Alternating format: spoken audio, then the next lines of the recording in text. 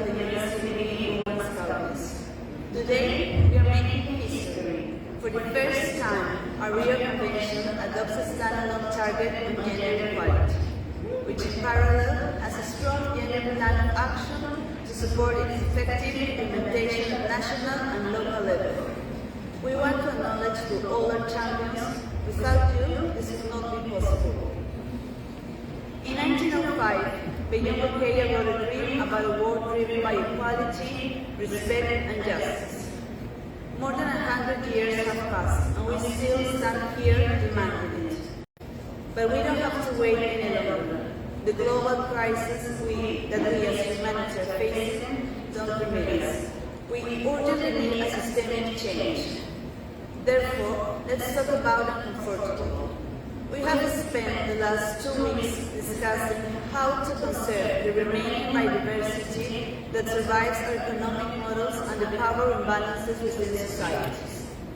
In this regard, if we are serious about living in harmony with nature by 2050, the Women's Caucus considers it non-negotiable to raise the bar of coherence and synergies.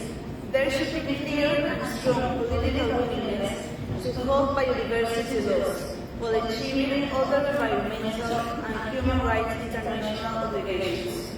For that, gender-responsive resource mobilization is crucial, not only for immediate implementation, but also for all COP15 decisions.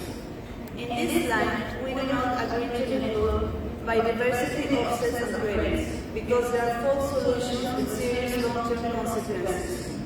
Secure financial support for women in 2 ways: allocated specific and sufficient funding for the implementation of the gender plan of action, as well as ensure women direct access to resources. The contribution of women and girls to biodiversity conservation and sustainable use must be recognized and effectively measured.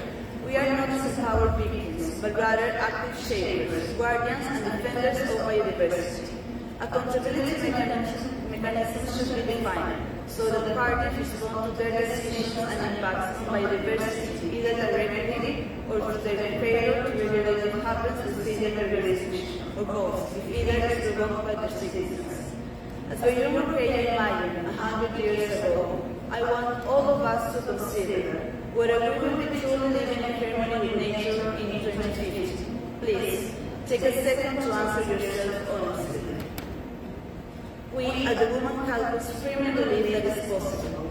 It will be possible if as soon as we close these doors, the values of love, care, nurture, and co-responsibility among countries and people guide our thinking and action, regardless of where we are, what we do, or who we are. Thank you very much.